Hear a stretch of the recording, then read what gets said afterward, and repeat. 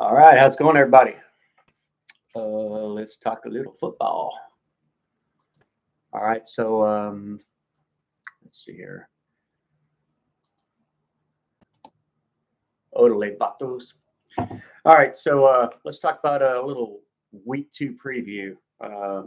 Just my quick synopsis, what I think could potentially happen. Changed up a few things here for those of you who care. Well, once we build up an audience, start asking me, hey, what's that? What's that? What's that?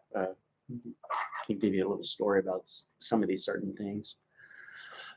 Anyway, more importantly, let's start with the Baylor versus BYU. I know Baylor better than anybody. Um, as I've already discussed in previous videos, um, or at least a video, is my concern about our defensive line, which to me should by far be our greatest strength. But I want to say we struggled against Texas State last year, and that was immediately following a 2-7 season. So I was pretty down about that. Like, I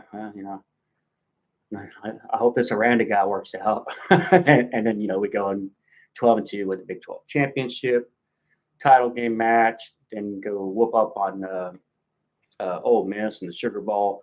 Amazing year, most wins ever. Let me get this off my screen real quick. Okay, so USF. I don't know what their record was last year, so I have a little trouble knowing exactly how good of a team they should be this year. BYU beat up on pretty good. They are definitely a formidable opponent. They are, before that game, ranked number 24, I believe. I think I'm right about that. Baylor was, depending on the poll, 10 or 11, I think. But this is in Utah, so you got to give BYU a little love for that. Plus, you've got the altitude. So, how are athletes going to be able to compensate for that? Well, we have a deep offensive line that's going to work out in our favor. We have a very deep defensive line that'll clearly work out in our favor. Both of our lines should be much better than BYU. As seen in this first game, I know it's a lower opponent, but we have plenty of speed. Like, in other words, not just one or two guys. It looks like you got about 4, 5, 6, 7, 8 guys, like with kind of like track speed, and it related very well in that game. Monterey Baldwin, Richard Reese, remember that name. Richard Reese, I believe a true freshman, if not a redshirt freshman. Get to know that name. Squirrel Williams is supposed to be our amazing speed, talent running back, but man, that Richard Reese kid looked good. And Monterey Baldwin was clearly the player of the game. So, as I talked about initially, the concern was with our defensive line. I thought they just should have had multiple sacks and made up that Albany quarterback's life miserable. And they did not have a great running game, so kudos to the defensive line. They did not have a great passing game, kudos to the defensive line. But, that kid made things a lot harder than I expected he would be able to. So I wish I knew more about the BYU quarterback because that would make a difference to me. I'm still going to go with Baylor. Okay, so they underperformed, not defensively, but as far as the defensive line, even when they had, they were able to break down the pocket very well against Albany, which would cause him to scramble. Well, once that happens, where's our linebackers? Because that's supposed to be probably the second, obviously, strength of the defensive side. And I've heard so many good things about our linebackers that really kind of surprised me that we didn't bottle up that Albany quarterback a little better than we did. I'm still going with Baylor. I believe we're more talented. I believe that we have a better coach by far. I've drank all the Dr. Pepper Kool-Aid, And I really think Dave Aranda is a special coach that is among will eventually be considered one of the best in the nation. So we'll see. I know you can call me a homer all you want. We'll see. I'm either right or I'm wrong. I'll own up to it either way. I'm predicting Baylor over BYU. Will absolutely be a tough game. If we win this game, if we barely win this game by a fluke or something, I'll still say that we deserve to be mentioned up towards the top of Big 12 standings, at the end of the year. If we beat them pretty handily, then they're flat out my pick to take over the Big 12 this year, to take it all. Maybe, I want to say maybe not lose a game, but, that's pretty tough. We might still lose one, but if we beat them handily, I feel very good about this year. And I do feel very good about this year so far. That's one game so far. Let's see what happens. Game number 2, we're going to go with Iowa State, and they are going to face their in-state rival, Iowa. My instant initial reaction to this is that rivalry reminds me a lot of what we used to see with Texas and OU. So I remember, let's say, starting back maybe 10 years ago to 20, 25 years ago, there was a long stretch where just throw the records out the window as far as Texas and OU. It did not matter. You could clearly see, okay, this team, there's 10, 11, 12 guys that will definitely go to the NFL. This team has a couple of good guys. And it would always just seem like whoever was least talented always won the game. And that's kind of how I feel about Iowa State and Iowa. It feels like that to me. As it is right now, for those of you who know about the Iowa Hawkeyes score, they won 7-3, a field goal and 2 safeties. That's how they got 7 points. I forget their opponent, but that's very unimpressive. They're not on Iowa State's level, which means they'll probably win. I mean, that's kind of how it seems to go. But I'm going to buck the trend here. I do believe Iowa State is a better team, and I wish I had paid attention to where they were playing. That would have helped me with my predictions a little bit better. But I'll pick Iowa State, and I don't care if it's at home or on the road. I'll pick Iowa State to beat Iowa. And we will move on to the next game. This will be a tough one for me. This will be tough for me to predict. Oklahoma State versus Arizona State. Because Arizona State looked pretty good. They are not a middle of the pack Pac-12 team. They're slightly above the middle of the pack. They're almost good. But we know the Pac-12 is trash. But Arizona State did have a very good game against Northern Arizona University, I believe. But, I know, lower opponent, but they had a good game. So if you beat a bad team by a lot, it makes you kind of a good team. So I'll give Arizona State a little bit of love. And Oklahoma State, in my opinion, struggled. And here's what I want to say about that. People, somebody or a couple of people were trying to kind of dog my opinion about, Oklahoma State giving up 44 points at Central Michigan is nothing. That was just because they're second and third strings. Okay. Listen to this. Other than West Virginia, what team in the Big 12 last week did not play their second and third stringers? Oklahoma State's the only one that gave up that many points. So that gives me concern. I don't care who gave up those points. You let a 36-point lead turn into a 14-point lead with almost 5 minutes left. That's kind of scary against a bad opponent. And so that causes me concern. And for now, that makes me say, no, they don't have a shot at the Big 12 title until I know that they fix that. And that's a hard thing to fix. If you start off like that, that would be concerning to me. I'm not dogging them. I'm just giving my honest outside opinion. If I wanted to dog every single one of y'all, I would and could. But that's just my honest assumption there. So we'll see what happens. Once again, I really wish I'd written down where these games were. That would have helped me out a little bit. I should have done just that much more research.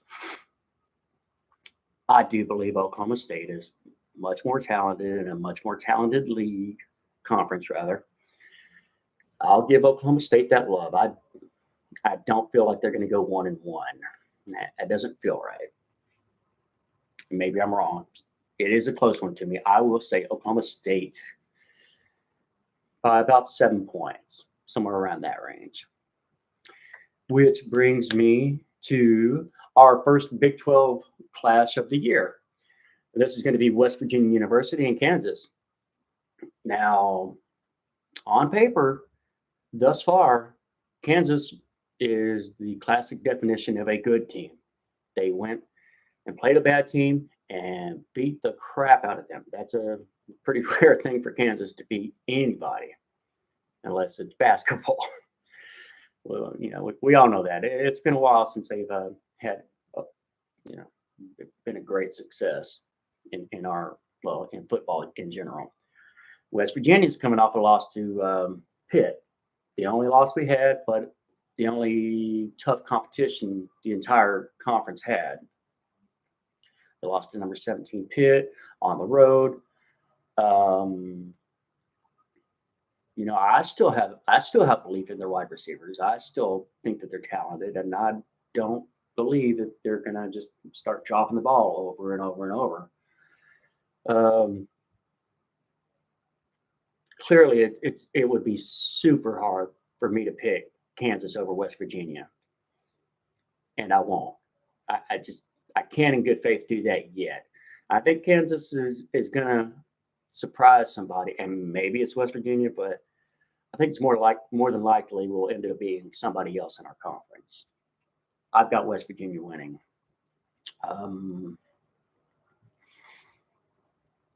What would I say? I'll say West Virginia by 10 to 14 points, something like that. Because I'm starting to wonder about Kansas. I'm really going to keep my eye on them and see, what they do this season. Next, we have Texas Tech University versus the Houston Cougars. So I watched Houston play UTSA. Went to 3 overtimes, and normally you'd say, other than here the last couple of years, you would say, "Oh my God, you went to 3 overtimes against UTSA. They're obviously a bad team." It's not true anymore. UTSA has clearly risen up. And might I add, it is so good to hear about a good football team being associated with any team named University of Texas. This one just happens to be San Antonio. Anyway, so they went to 3 overtimes against UTSA, but they're good, but not good enough to be like a Power 5 team. Like UTSA would have been, I think, a lot like Cincinnati last year. Had they made it undefeated into the playoffs, they would have gotten crushed. Probably not a lot more than what Cincinnati did. That's my opinion. But UTSA is clearly on the rise. The Roadrunners seem to have it going on. So that's not a bad knock on Houston to beat them like that.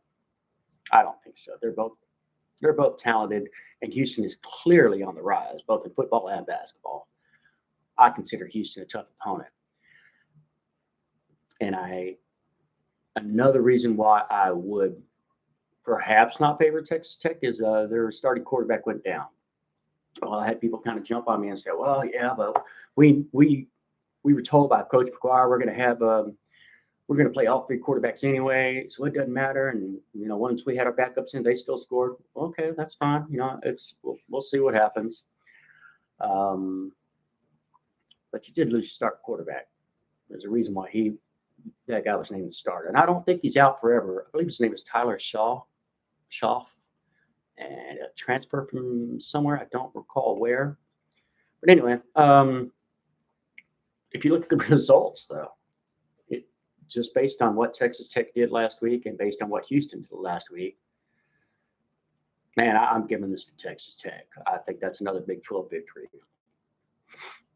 Um, we'll see how that goes. I want to touch up on one thing. Okay, so you saw the Texas Tech score was 63-10. Okay, so it makes me feel like Joe McGuire has gone back in there, gone back into Houston, and I'm sorry, Texas Tech, love it, and is going to stick with let's score every single second that we can. Let's get the scores as high as possible. Let's outscore whatever our defense can or cannot do. I bring that up to say this: you should not expect Dave Aranda results just because this guy coached underneath Dave Aranda, and that was my exhibit A. Look at the differences in the offensive defensive philosophies. Joe McGuire has gone in there to continue his own thing. He's clearly not trying to do the Baylor way. I don't think so. Maybe I'm wrong. Baylor won 69-10, so maybe I'm just wrong about that. Maybe he will install more of a defensive-minded game plan and control the tempo and dictate terms, which I really kind of love that about football. How you dictate terms, you force people to play your way. It's the beautiful chess match that I love about football so much. That said, yeah, I've got Texas Tech, and I'll be very honest. That's a tough one for me, but I'm gonna stick with Texas Tech. The next game is barely worth mentioning, and I barely will. Oklahoma University is going to play Kent State. Kent State is 0-1 and looked horrible. Oklahoma might as well just rest their starters and keep them healthy for the next game. I say that jokingly, but they could. They literally could rest all 11 on offense and defense and probably destroy Kent State. I'm pretty sure of that. They won't do that. They'll get in some time and practice and all that against Kent State. Oklahoma by a mile. Not concerned with that game, the results of that game at all. We have next Kansas State University versus Mizzou. Side note, I lived in Missouri for a small period of my life. I wouldn't recommend it. I'm sure maybe there's probably some beautiful sections of that area. I didn't actually probably see them all that much, but anyway, no big deal. Kansas State University versus Mizzou. Both of these teams are 1-0. This is so tough for me because I'm just kind of down on Kansas State this year. I just don't have faith in Adrian Martinez, y'all's quarterback. If I'm wrong, I'm wrong. We'll figure it out. I know you have to use Vaughn, but it takes a lot more than just a running back. Bijan Robinson is a special running back, and they got 5 wins last year in Austin. But y'all are a great defensive-minded team. Y'all had the only shutout in the Big 12 last week. Y'all won 34-0. I'm pretty sure I'm right about that. Mizzou won as well. This would probably be the one where, had I written down where the game was played, I might just go with the home team. But since I didn't, I'm going to stick with Kansas State. And maybe I'm just showing too much Big 12 love, but everybody just looked so damn good last week. I'm going to give Kansas State the edge over Mizzou, and we'll see how that plays out. I would say barely. I think it might be a close game. But we'll see. Kansas State. What makes me lean that way is Kansas State does really have a good to great defense, and I don't know how I feel about Mizzou's offense yet. All right, so last 2 games we have TCU versus Tarleton State. Not even worth mentioning. TCU should destroy them based on what they did last week. If there's a rivalry in my mind, it would be TCU. They've had our number in football so often. I think since the start of the Browns era, we've got like 2 victories or something over them, home and the road. Maybe I'm wrong about that, but they have just dominated us. And I never ever liked Gary Patterson. I thought he was just kind of a swarmy douchebag. No offense to the douchebags. But anyway, beyond all that, so you got Sonny Dykes and supposedly an up tempo offense. Well, clearly an up tempo offense. We'll see how that works, man. So far, so good. You're 1-0. But yeah, like I said, this really isn't even worth mentioning. TCU by a mile, based on what they did last week. They seem to be better than I thought they were going to be, and I really was kind of down on them. I kind of looked at them as maybe falling below Kansas this year. Now I can't say that in good conscience at all. The last game, sort of like barely worth mentioning, but in reverse. Alabama and Texas. Don't know where the game is, and I'm pretty sure it's not going to matter. I think Alabama by a mile. Texas has a depleted offensive line and a defense that has got to figure something out to improve from last year. Yes, they won very handily, pretty handily against Louisiana Monroe, but that's Alabama. I think we all know. So we will talk about my rankings. So I showed in the Big 12 Sports and Smack Friendship Group Facebook page my preseason rankings and then my after week 1 rankings. And if you recall on there, West Virginia after a loss went up. Oklahoma State after a win went down. So I'm trying to be fair with that. My point is this: Texas can absolutely lose to Alabama, and that doesn't mean that I would not, in my mind, raise them up in the standings. But it depends on the game. I don't know. I've got a little Facebook thing that popped up that says Texas men should be on the bottom of the pick. I don't know if they're responding to me or some other post in our sports group. No clue. But back to my point, I could absolutely move Texas up. It depends on the game that they have against Alabama. If it's a good close game and Texas loses, and somebody that I personally had above Texas struggles, then yeah, I could see moving them up. Absolutely. We shall see what happens. I wanted to, I got today off for Labor Day. So I kind of wanted first thing this morning to put something out there so that I can knock that out. I don't know how busy I'll be the rest of the week, so this is a perfect day for me to get this out of the way and talk to y'all about what I believe will happen this week. And then I can, now that I've done it this early, I can use the rest of the day to go maybe go visit my grandkids and go grill some hot dogs and things like that. It's really about all I have for y'all today. We'll see if the next time I feel the urge to speak on anything else, any other topics, Big 12 related. You know how we do this. Love you, but sick 'em, bitches. I'm out of here.